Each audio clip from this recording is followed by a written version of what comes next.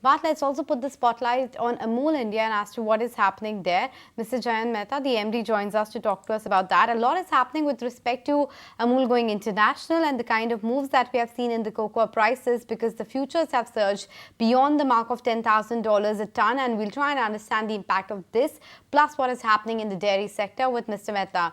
Hi, good morning. Good to be speaking with you. Let's start with just that. The cocoa prices have been surging. It's doubled. They were sitting at record high levels. What do you think will be the impact when it comes to the, chocolate products of yours, that entire portfolio, how the prices are likely to move? Because are you completely passing it on to the consumers, this increase in the raw material price? Yeah, hi, good morning. Yes, the chocolate price and cocoa bean price increase is actually a big dampener in the beginning of the season, as far as our not just the chocolates but the range of cocoa-based products, be it the beverages or the ice creams, is concerned. Having said that, who gets affected the most is the pure chocolate players. So, as you know, Amul is the largest dark chocolate brand in the country, and we have a range of dark chocolates ranging from 55% dark to almost 99% dark. So in that, the biggest composition is cocoa and cocoa powder, cocoa butter, and so on.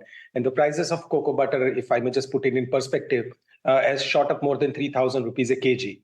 So if palm oil is 60, 70 rupees a kg, ghee is 600 to 700 rupees a kg, this is 5 times that. And these are record prices. And obviously, since they form the core ingredient of the chocolate that we sell, we will be forced to pass on part of that increase to our consumers. Having said that, Amul is still a value for money brand, so it won't pinch the consumers much. But yes, it does affect any consumer because any increase is not taken so kindly. Having said that, we've been talking to Camco, the Karnataka-based cooperative which manufactures cocoa bean and cocoa-based products, whom we work very closely with for sourcing our raw material. They are also saying that there's been, they're increasing the prices of cocoa beans to the farmers of Karnataka and that region. And so obviously this increase, at least in the domestic market, is being passed on to the producer. Camco has more than 140,000 members, and of which 35-40,000 are cocoa bean producers. So the benefits of international price increase, at least in India, are being passed on to our producers thanks to the cooperative model. Mr. Mehta, you wouldn't have as much of sensitivity as it is, right? Because if you could just spell it out, how much is your chocolate/cocoa exposure in your revenue pie in any case? There are two ways to look at it. As a brand, of course, it's there. If you are aware, as you are aware, we expanded our capacity 5 times in 2018. We are now doubling up that capacity. And in this season, if you look at it, if whatever chocolates we sell in the retail market, half of it also goes in form of ingredient for our other consumer products like ice cream and beverages. So it's an important part of our portfolio. And more importantly, what I want trying to emphasize is that anybody who wants to indulge in pure chocolate will feel the pinch. There are brands, there are products which substitute the cocoa butter with cheaper palm oil, so they may not feel the pinch as much. But yes, this is an abnormal increase. It's never happened so far in history of cocoa bean in India or internationally. Mr. Mehta, I want to understand, sure you are the largest in terms of brands in dark chocolate, but I want to understand how big is chocolate as an overall portfolio and also the focus area going forward. No, as I mentioned, two ways. The focus is there because we are doubling the capacity. We are having a wider range of cocoa-based products also, be it in beverages and ice creams. And of course, we launched a new range of milk chocolate under the brand name Velvet, and the dark chocolate portfolio continues to expand. So it's a focus area. If you look at the size of the organization and the Amul brand, which is say 72,000 crores last year, maybe 80,000 crores this year, it will not be very large. It will be hardly 3 to 4%. But as an ingredient, it becomes a very core part of our business. And obviously, it's the strongest flavor which the consumers love. So it's important for us to also keep an eye on what's happening in the cocoa market. Okay, keeping an eye out on the cocoa market, but what about the international expansion? Because I hear that Amul is now going international, getting into US and other territories as well in a big way. Talk to us about that strategy. Yes, we've recently tied up with a Michigan-based cooperative, an 108-year-old dairy cooperative among the top 10 coops in US, for launch of Amul range of fresh milk products there. So Amul Gold, Amul Shakti, Amul Taza, I'll just put an advertising plug. This is the gallon pack, which we'll be launching very soon. And after that, we'll be launching buttermilk, curd, paneer, and all the range of fresh products. A wider availability of Amul Fresh range in any market expands the reach of the brand. And also, we've been exporting the butter, cheese, ghee, shrikhand, gulab jamun, mithai, everything from India, and ice creams also for last 25 years. So US is the largest economy in the world. The Indian diaspora is very strong, and the Asian community is also very there. So we will be launching these range of products, and I'm sure because of a very strong cooperative model there and a strong partnership there, we should be able to gain a foothold in the fresh milk market, which is a very, very competitive market out there.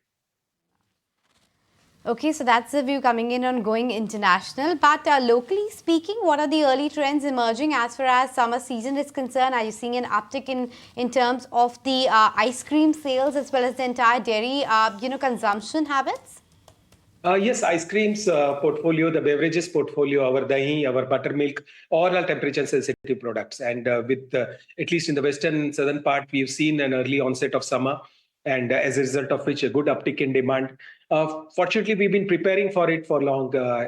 We've been largest investors in ice cream under PLI scheme with more than 1,000 crore rupees of investment, practically increasing the capacity by 50% in just 1 year. So 6 new plants of ice cream coming up have already been commissioned.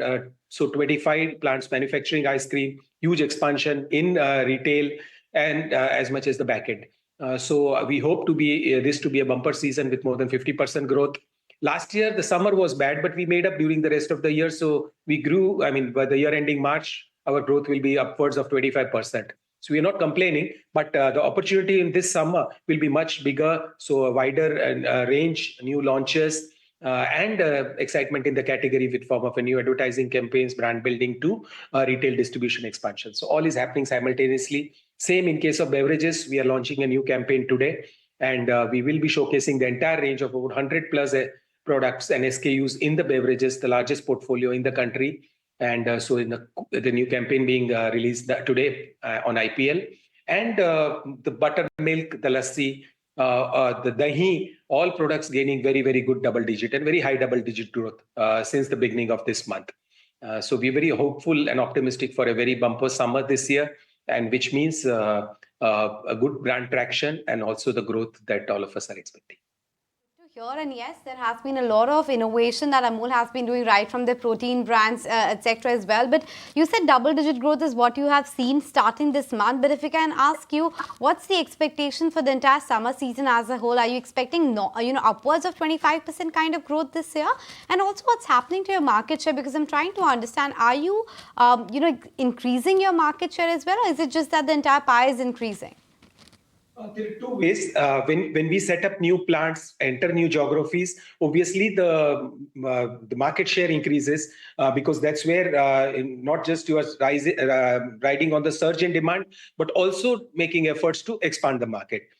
So both ways, yes, we've widely and deeply penetrated into the country. The focus on distribution is yielding very good results. Today, more than 38% of the sales comes from town class population less than 20,000. So this shows the brand is not just an urban brand, but the range of products is helping us go deeper into the country and practically wanting to reach every single village of the country. So this is the effort we are looking at it. So high double-digit growth is not just a starting point because the summer base last year was not very good. I mean, almost a 45-50% growth in all these product categories will be perhaps a normal growth for this season. Okay, Mr. Mehta, great to have you on the show as always. Once again, thank you so much for taking the time out. Thank you so much. If you like this video, then like, share and subscribe to ET Now.